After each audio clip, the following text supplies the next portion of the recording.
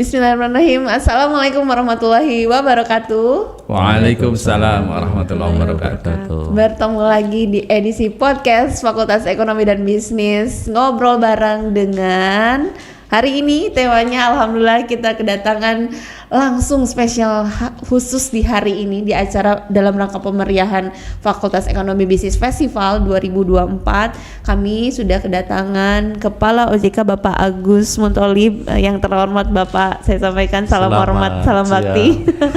Kemudian juga didampingi oleh Ibu Pani dari OJK Cirebon juga membantu menghadiri acara FEB Festival dan mendukung kegiatan ini. Tadi sudah workshop. Terima kasih Bapak kehadirannya.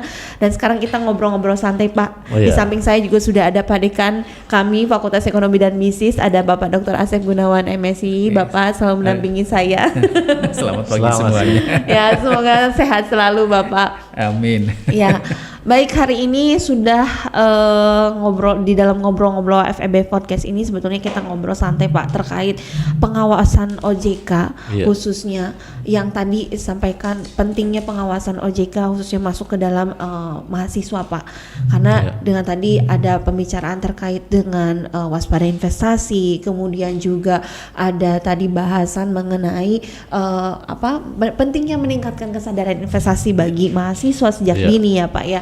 Nah itu kan perlu beberapa pengawasan dan informasi yang jelas khususnya terutama dari OJK sebagai fungsi utamanya ya Pak ya. Baik, kalau seperti itu gimana Pak, langkah-langkah apa mungkin yang telah ditempuh OJK untuk menemani dan membersamai mahasiswa-mahasiswa baik dari segi pelajar kemudian juga mungkin mahasiswa di sekolah perguruan tinggi ya Pak ya, untuk membantu mengatasi itu Pak, hal terkait dengan waspada investasi juga yang marak saat ini terjadi. Ya, terima kasih Bu Puspa dan Pak Asep selaku Dekan Fakultas Ekonomi dan Bisnis UMJ ya. Senang sekali saya sudah bisa membersamai di sini dan saya izin mungkin menjawab pertanyaan Bu Puspa dari sisi regulasi dulu. Baik Bapak. Jadi kalau kita ingat bersama tahun 2011 lalu, tahun 2011 itu pemerintah bersama DPR sudah sepakat mengeluarkan undang-undang namanya Undang-Undang Otoritas Jasa Keuangan. Undang-undang ini ternyata mengamanatkan begitu besar tugas dan tanggung jawab itu kepada OJK. Tugasnya apa? Pengaturan, pengawasan, perlindungan investor atau perlindungan konsumen. Kepada industri apa? Industri sektor jasa keuangan. Di situ ada sektor perbankan, industri keuangan non-bank dan juga berpasar modal. Ternyata dari sisi perkembangannya ya, di tahun 2013, 14, 15 muncullah mulai aneh-aneh nih. Dulu kalau Bu Puspa, Pak Asep ingat ya, awal-awal 2015-16 ya, itu muncul kasus first travel gitu. Betul, kemudian travel yang aneh-aneh gitu. Persepsi masyarakat itu investasi. Persepsi masyarakat itu adalah sebuah tabungan yang mana itu tugas tanggung jawab OJK. Padahal OJK sejak awal itu sudah diamanatkan oleh undang-undang pemerintah untuk mengawasi sektor jasa keuangan. Betul. Saja gitu. Saja. Nah, first travel ini sektor jasa keuangan bukan gitu juga. Ya. Makanya di tahun 2016 itu muncullah Satgas Waspada Investasi pertama. Baik. Kenapa? Karena persepsi masyarakat nggak paham. Ketika mereka menghimpun dana, nabung untuk umroh gitu ya, ternyata digelapkan uangnya, justru kemudian tidak mendapatkan kembali feedbacknya karena saat itu asetnya dirampas oleh untuk kepentingan negara. Ternyata ya pada akhirnya Satgas Waspada Investasi ini menjadi darurat untuk dibentuk. Siapa Satgas Waspada Investasi ini? Dari beberapa lembaga negara dan juga kementerian seperti Kejaksaan, Kepolisian, OJK, Bank Indonesia, Kemenak, karena korbannya saat itu yang paling ramai adalah first travel dan tour ya. Iya betul. Nah disitulah kemudian sepakat, termasuk Kominfo juga sepakat untuk kemudian membentuk Satgas dan ketuanya OJK saat itu. Perkembangannya mulai ramai lagi nih kemarin setelah pandemi, banyak mungkin investasi aneh-aneh. Iya betul Pak. Kripto Kita dengar lah, ya kripto, kemudian pinjaman. investasi binomo lah, Iya, apalagi crazy risk macam-macam. Betul. muncullah undang-undang namanya Undang-Undang P2SK, Pengembangan dan Penguatan Sektor Keuangan, Undang-Undang Nomor 4 Tahun 2023. Di situ diamankan lagi, OJK tambah lagi bebannya, tidak hanya ngurusin sektor jasa keuangan, sekarang namanya industri TSK. TSK itu teknologi sektor keuangan. Oke. Industri Fintech teknologi, mungkin ya, itu, Pak, fintech, kripto, itu iya, diamankan betul. mulai bergerak nanti tahun 2025. Koperasi open loop yang mana nggak pernah kita sentuh itu adalah Salah satu wewenangnya lagi. Kemenkop UKM, ternyata dialihkan juga ke kita. Kemudian kita juga melakukan pengawasan terhadap derivatif keuangan, yang mana itu tugas tanggung jawab Bapepti sebelumnya. Jadi kripto, derivatif keuangan itu tugasnya BI, Bapepti, maaf. Sekarang dialihkan ke OJK mulai running tahun 2025. Sementara untuk koperasi open loop yang tugasnya Kemenkop sekarang juga dialihkan di OJK di tahun 2025. Nah, dari sini sebenarnya ekspektasi masyarakat itu begitu besar. Ekspektasinya begitu Iya, betul, besar. Pak. OJK berarti menanggung tugas tanggung jawab beberapa lembaga nih ya yang sangat besar. Oleh karenanya kami dituntut untuk memiliki integritas, kapabilitas, profesional dan mampu bersinergi dengan untuk yang menjawab lain, Pak. seluruh tantangan itu. Nah, salah satu tugas kami menggandeng beberapa universitas, bukan beberapa, semua universitas. Baik. Karena salah satu elemen penting dari suksesnya tingkat literasi itu berawal dari institusi pendidikan. Institusi pendidikan. Gitu. Jadi tidak hanya universitas, kami mulai juga kita sudah membuat program-program atau buku-buku literasi dari sejak TK, SD, SMP, SMA, bahkan ketika mereka pranikah dan setelah nikah kita punya bukunya lengkap semuanya. Tentang keuangan, tentang perencanaan keuangan, tentang betul. memahami investasi Iya. gitu. Nah, sekarang kembali ke investasi untuk mahasiswa. Mahasiswa ini kan mereka memiliki jiwa keingintahuan yang tinggi. Betul pasti, Why? Pak. Coba-coba gitu Coba-coba. kan. Betul. Karena mereka berada di zona atau di era yang mana sekarang sedang trennya memang digital. Flexing dan digital juga Ya. kan di sosial Kemudian media. Mahasiswa tidak ingin, mereka FOMO istilahnya. Ya. Ketinggalan zaman, nggak mau disebut itu. Makanya mereka kalau ada viral dikit mereka akan coba ikut-ikutan. Nah, ini saya tekankan. Mahasiswa sekarang mereka agen of change, agen perubahan. Mereka seharusnya yang merekayasa sosial, engineering, social engineering. Bukan mereka yang menjadi korban dan terlibat. Saya tahun 2022 lalu kita ingat ada salah satu universitas ternama di Bogor ya. Di situ terkena gitu kan, banyak gitu. Kemudian di Surakarta juga ada.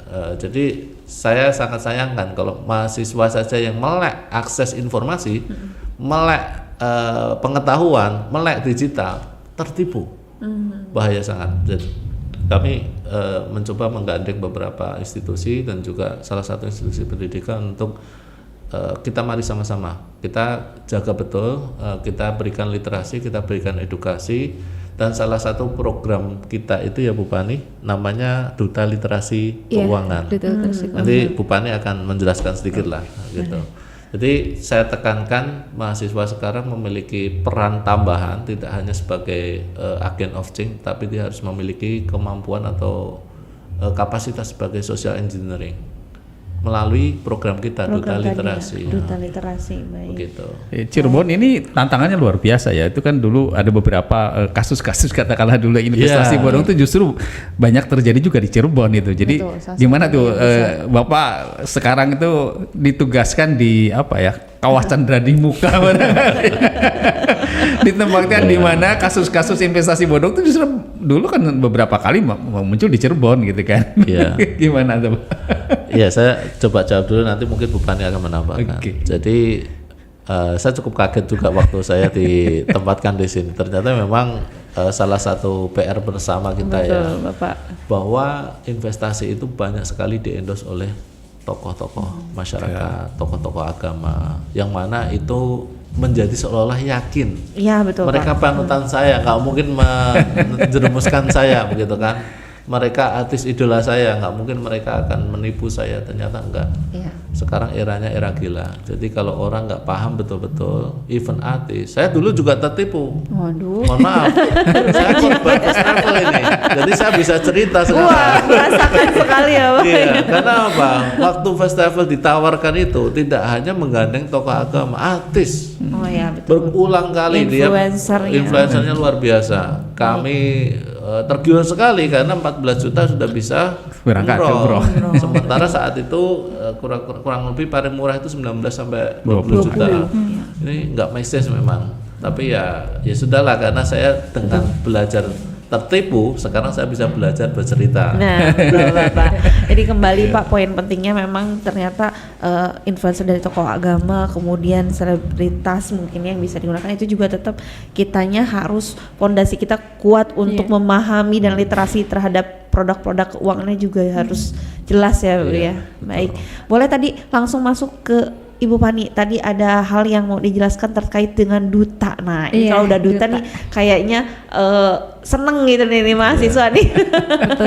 Gimana Bu cerita dari program duta itu? Program Duta Literasi itu sebetulnya salah satu program dari Tim Percepatan Akses Keuangan Daerah atau TPAKD. Di situ kan anggotanya ada Pemda, OJK, BI, akademisi, dan lembaga keuangan.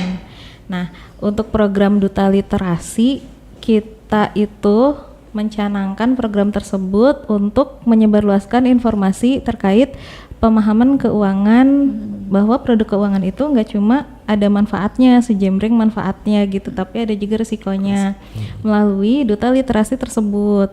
Mulai di tahun 2023 ini kita pilot projectnya itu baru UGJ sementara.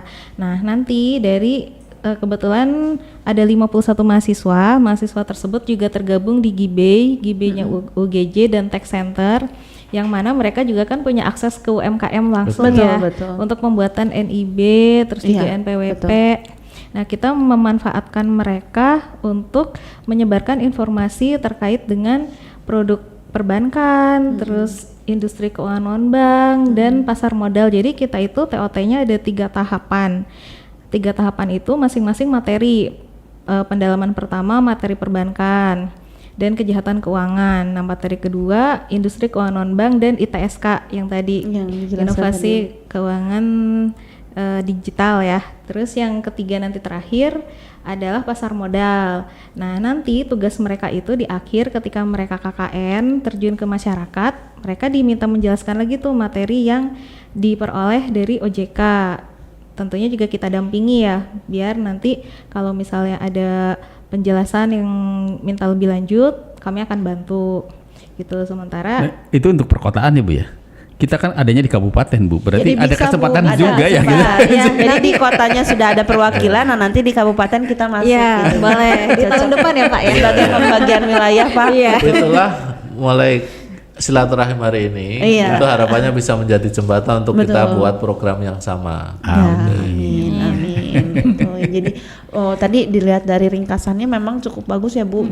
Maksudnya bagus untuk membimbing mahasiswa, melatih mahasiswa, fokus juga ke situ, dan nanti bisa menginformasikan tadi sebagai jembatan percepatan informasi dari OJK kepada masyarakat juga. Iya. Gitu. Dari minimal dari teman mahasiswa kepada teman-temannya, dari teman-temannya ke keluarganya juga kan, sampai dengan akhirnya ke masyarakat. Iya, berarti kalau jembatan harus kuat dulu ya. Jadi artinya mahasiswa pemahaman juga harus kuat dulu gitu sebelum mereka menjadi jembatan gitu. Iya. Jadi makanya ada beberapa tahapan. Karena tiap pertemuan tuh kita minta ulang lagi materi kemarin yang kalian dapat apa ya. Oh gitu. Karena kalau sekali pertemuan biasanya kan lupa. Iya, betul Ibu. Ya mudah-mudahan bisa setelah hadir di sini bisa masukkan juga programnya untuk menyebar ke kabupaten, kemudian memilih UMC sebagai salah satu program. Karena kebetulan Bapak kita juga sudah sejak 2018 bekerja sama dengan OJK Bursa Efek Indonesia dan juga MSI Sekuritas. Kebetulan kemarin sekaligus dengan peresmian telah dihadiri Bu Pani juga mewakili Bapak untuk meresmikan gedung baru kami di Galeri Investasi dan juga Tech Center sudah digabungkan. Jadi insya Allah semakin mantap di sini untuk fokus kepada literasi dan edukasi tadi Bapak. Jadi apa yang bisa dibantu oleh mahasiswa kami insya Allah nanti akan diteruskan kepada OJK gitu. Sekarang sudah lebih nyaman sepertinya, kayaknya Bapak sudah kesini, sudah melihat. Insya Allah bisa. Insya Allah.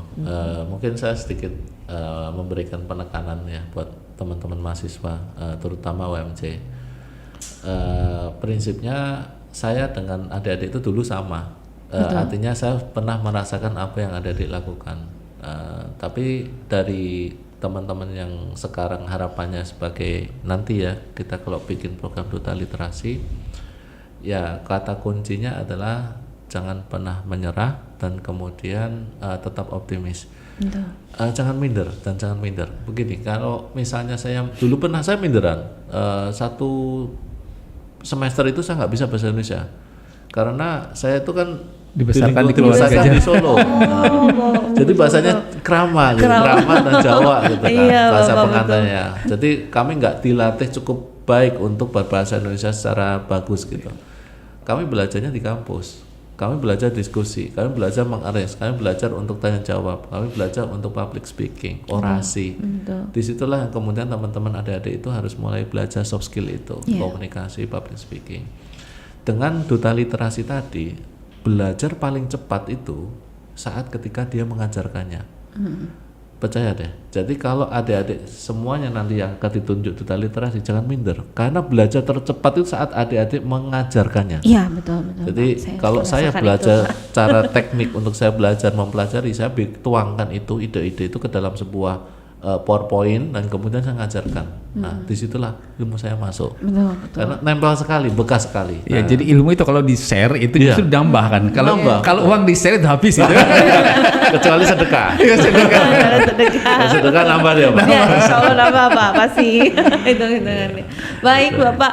Mungkin seperti itu. Jadi tadi intinya penguatan terhadap literasi dan edukasi terhadap waspada investasi juga tidak terlepas selalu dari pengawasan Otoritas Jasa Keuangan. Di sini kerjasama kita ke depannya dari galeri investasi, kemudian dari segi tadi duta juga bisa masuk, insya Allah mungkin juga bisa masuk di dalam perkuliahan Pak. Praktisi langsung tadi seperti yang disampaikan oleh Pak Agus sendiri. Suatu saat barangkali Bapaknya bisa hadir di sini ya, kayak sebagai praktisi gitu kan, dosen praktisi gitu kan. Betul. Boleh Pak, boleh. Kita memang sangat terbuka sekali untuk visiting lecture dari bisa dari kerjasama universitas lain ataupun dari instansi gitu. Memang salah satu program juga Pak di kami. Jadi alhamdulillah semoga tadi kerjasama tadi dimulai dari sekarang semakin erat, silaturahminya semakin dekat juga dan mahasiswa kami juga bisa berkontribusi bagi pasar modal, kemudian bagi perekonomian di khususnya di wilayah 3 kemudian umumnya di Indonesia. Ya, sehingga kesadaran masyarakat juga di bidang literasi keuangan tambah naik dan